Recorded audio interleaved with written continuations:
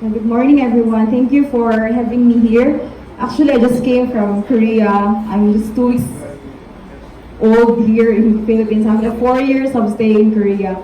So I think my presentation is more of a bit of scientific, not about policy and others, but I can share something about the relationship of Korea and the Philippines in terms of education. So first, I'm a product of the relationship of Korea and the Philippines as a Korean government scholarship program grantee. So I was batch 2015. I stayed there for 4 years.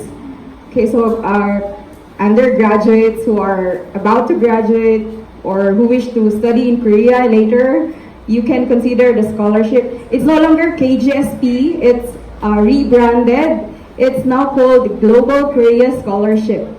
So if you search for the scholarship, it's Global Korea Scholarship. And I think what I can share is that this scholarship is one of the best scholarships we have in Korea because it's the only scholarship which provides Korean language for a year. So actually, it's not a guarantee that after you finish your language year, you can speak good Korean. So what I can guarantee is maybe you can read and write and maybe understand some few words, but not really fluently speak Korean. And of course, you have your proficiency level. So yeah, it's a good advantage.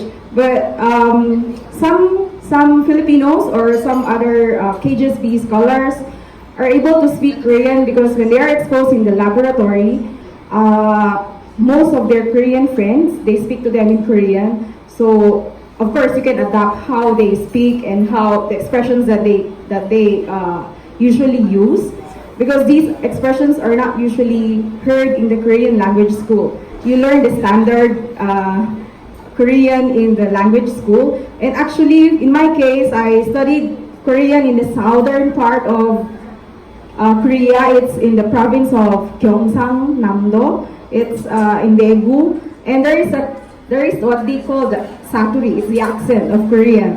And somehow at the start of my Korean speaking skills, I acquired the saturi, and then my friends are always telling me that you're speaking Daegu accent when I went to Seoul, because Seoul people speak the standardized Korean accent.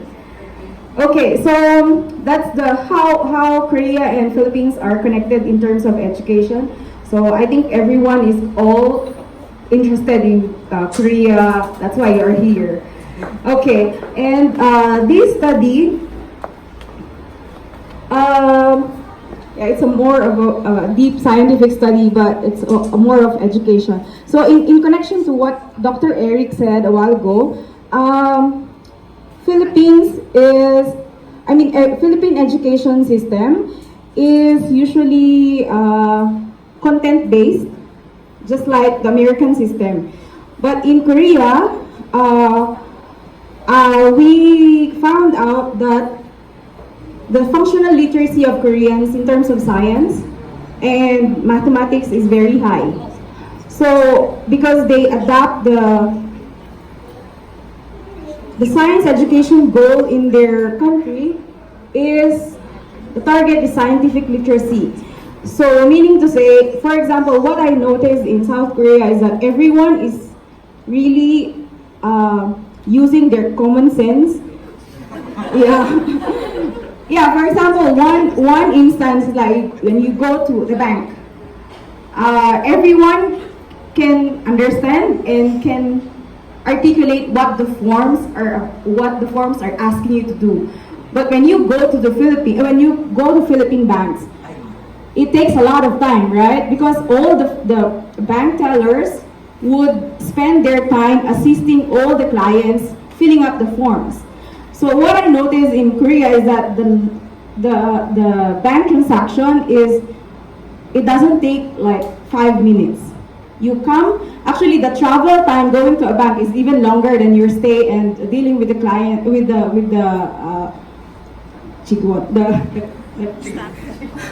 sorry, I'm like this. I pick up the words and I am used to speaking Korean, so I cannot usually pick up the English term of everything. So I combine English and Korean sometimes, and my office mates are laughing at me like, we cannot understand you. So yeah, so sorry, I'm just 2 weeks old here. I'm used to speaking Korean every day. Okay, so that's what I noticed in this study. Actually, this is a collaborative study with my senior in the lab. So he is already a PhD also holder. He's a public school teacher now, and we are working with Brain Korea Plus. It's a research funding of the government to professors. That's why most of the professors in the university are holding their own research funds. Unlike here, we do bidding, etc. And like scientists here, what I experience when I'm doing my master's, it takes a lot of time to get your funds for like buying reagents. But in my lab, when I was working in the laboratory, when you need something, you purchase your own. They give you the card, purchase your own. So there's no more bidding or whatever, because I think there's a difference of like the trust, I think.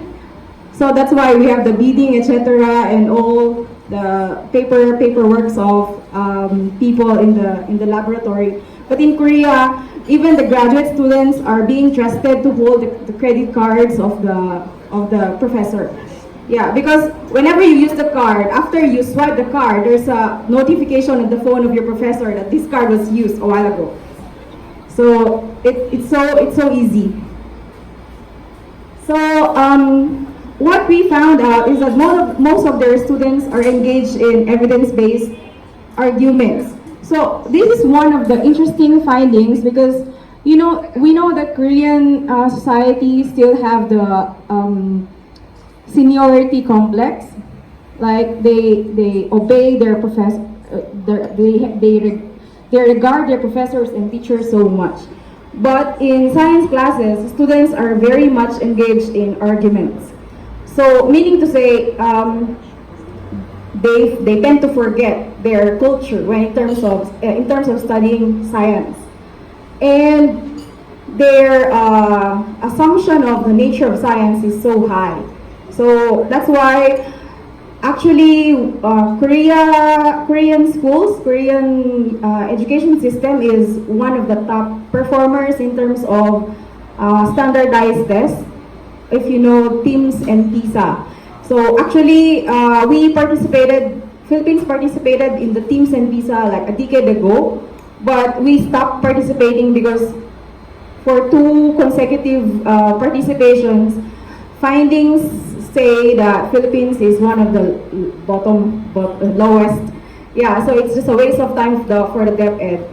Yeah, so we stopped participating on this, but Korea and Japan are one of the top schools in terms of standardized tests. And these functional literacy is embodied by the theory or by the theoretical framework of the social constructivism.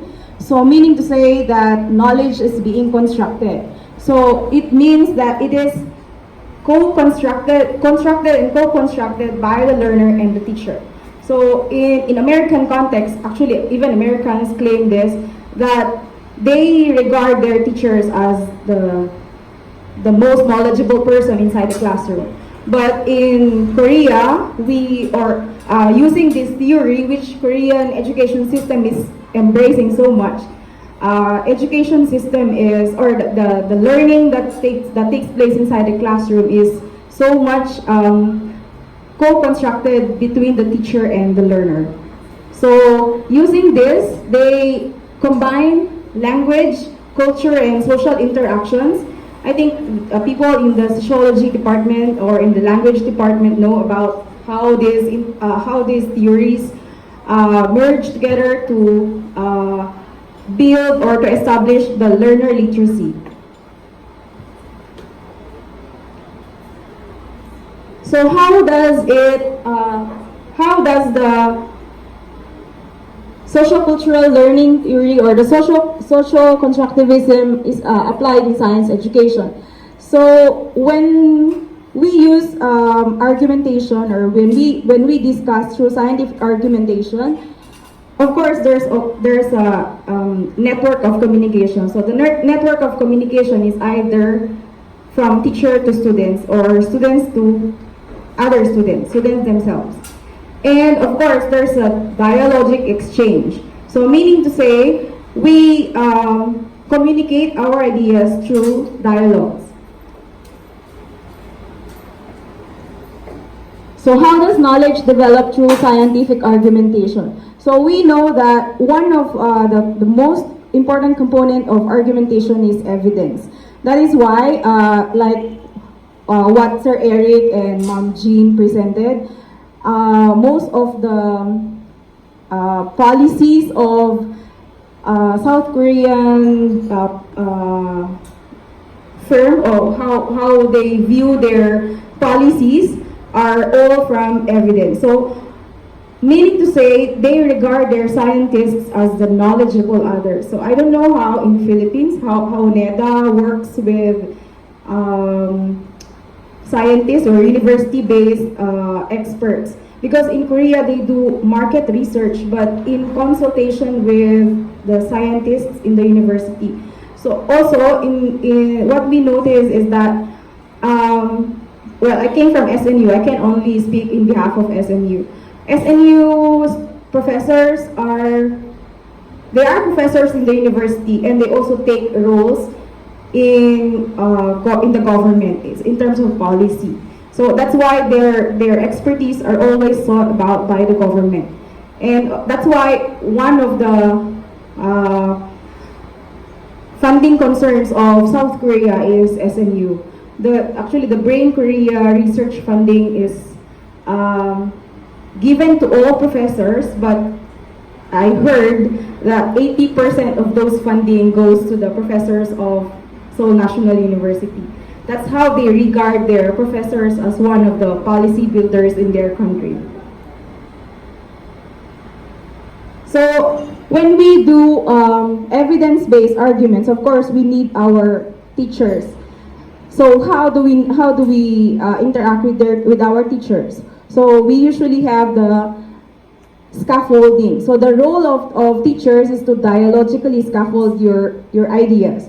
Because in Philippines, have you noticed in the basic education is like, what is this? And then one response, and then the end.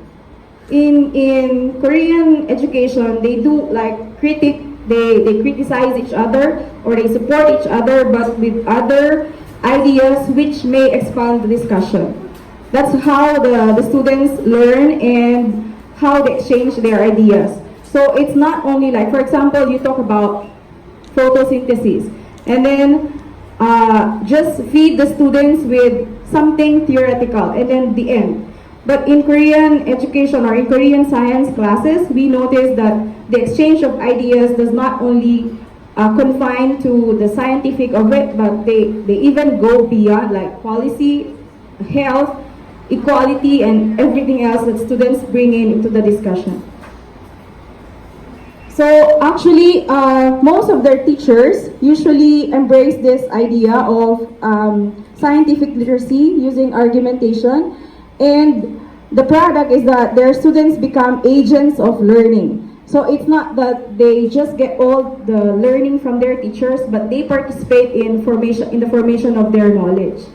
And usually, teachers are trained to frame their classes, their teaching approaches in terms of scientific argumentation. So there's a great impact of this training of teachers in terms of enhancing their knowledge and beliefs on how science literacy or scientific learning is taken place inside the classroom.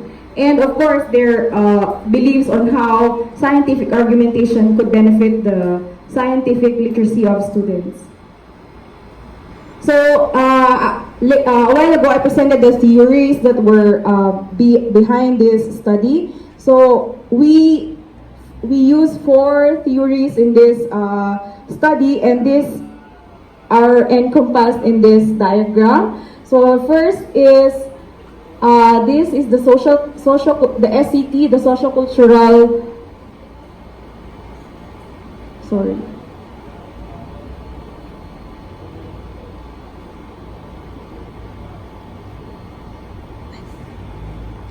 It doesn't fit.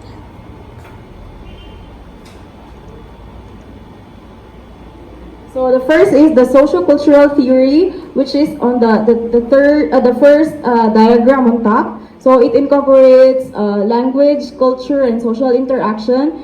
And the bars at the left and the right side, those are the theories which say about scaffolding. And then about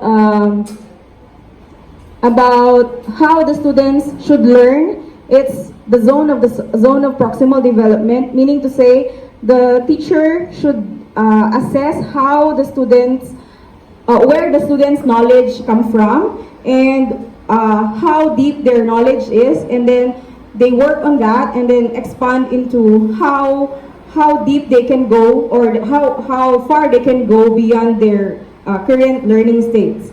And then the middle part is the scaffolding, wherein once a teacher identifies the strengths of a learner, they begin to slowly diminish the type of scaffolding that they can give in order to give autonomy or independence to a learner. So in the study, we found out that in Korean science education classroom, this is a study conducted in an international school in Korea. So they speak combination of English and Korean. So all the data were transcribed by me and a Korean friend. So the type of dialogic prompts of a teacher inside the classroom to instill scientific literacy is conceptual, meaning they don't forgo the content of the topic, and then they go towards analytical, so they analyze everything that they learn, and they don't learn patchy ideas. So they have the topics that they learn is interrelated, so they use the previous knowledge that they have in order to build the knowledge that is supposed to be learned in a more, to achieve scientific literacy. And they do reflection. So students do reflection, and they carry on this idea or this skill going to the university. So this is how I also observe students in the university, in Seoul National University. So they do reflective, they reflect on what they do, and they go deeper into what they're supposed to do. So for example, what I noticed is, even if professor only tells you to do this one, students go beyond. I don't know in other universities, but this is how I saw students in SNU. So yeah, we even comment like, why are these students studying so much? It's already Chuseok, it's already Solal. Why are they here? Yeah, so this is how I notice how education is instilled in every Korean student. Just to share something, in Seoul National University, cafeterias are cafeterias within the day, but within a certain period of the day. But most of the time, they turn into a studying area. So like the breakfast time is from 8:30 to 10. So from 10 onwards, the cafeteria is closed and it is a studying area. And then at lunchtime, same. It's from 12 o'clock to 1:30, and then from 1:30 onwards until around 5:30, cafeteria is a studying area. So this is how I see how Koreans embrace education. So they learn so much, they excel so much in everything that they do. So I think this is one of the reasons why their economy is getting higher and higher. They are so diligent. I don't know how can I describe them, because even in the lab, when I was a freshman, yeah, we are required to stay from 9 o'clock until the professor is there. So there's no time. So we cannot go unless our professor is still there. So when your professor goes at 10 o'clock in the evening, you have to be there at 10 o'clock. Yeah, so professor comes in 9 o'clock sharp. So at 8:30 we have to be there. So it's like we work from 8:30 until the professor is there. So what if the professor doesn't go? Yeah, we tend to sleep in the lab. So even in winter, it's like in the US, when there's a stormy, when there's a winter, snowy weather, the classes are suspended, right? But in Korea, it's still going on. You walk from your place of from your home to the school, and SNU is a very mountainous campus. So yeah, the bus will stop at a certain place and you walk from wherever you come from. So be careful with the snow. So that's how they regard education in their daily lives. And of course, since it's a dialogic exchange, it's argumentation. So teachers have their roles. For example, in assisting their students to express their arguments, they usually give links to their prior knowledge or prior experience. They usually also acknowledge statements of the students, since knowledge is constructed, and then they try to appropriate every knowledge that is being shared inside the classroom.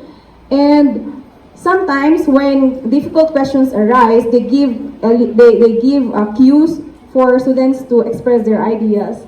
And finally, when they want deeper learning, they increase the perspectives of the students in order for them to express more of their ideas and bring more expanded topics into the discussion, so that their knowledge will not be confined only to the content, but on a holistic context. And to express the students' argumentative agency, the study found out that students usually give constructive comments or constructive argumentative comments and criticize each other. So actually, criticism is not in the negative context. It's a constructive criticism, and they build a very good discussion when in terms of exchanging their ideas and sharing their opinions.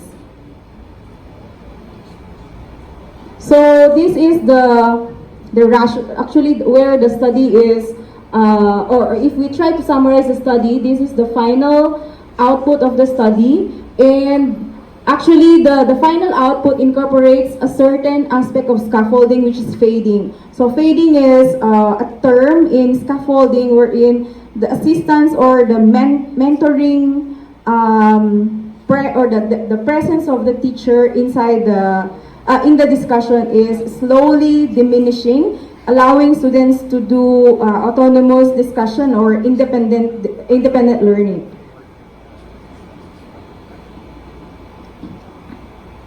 So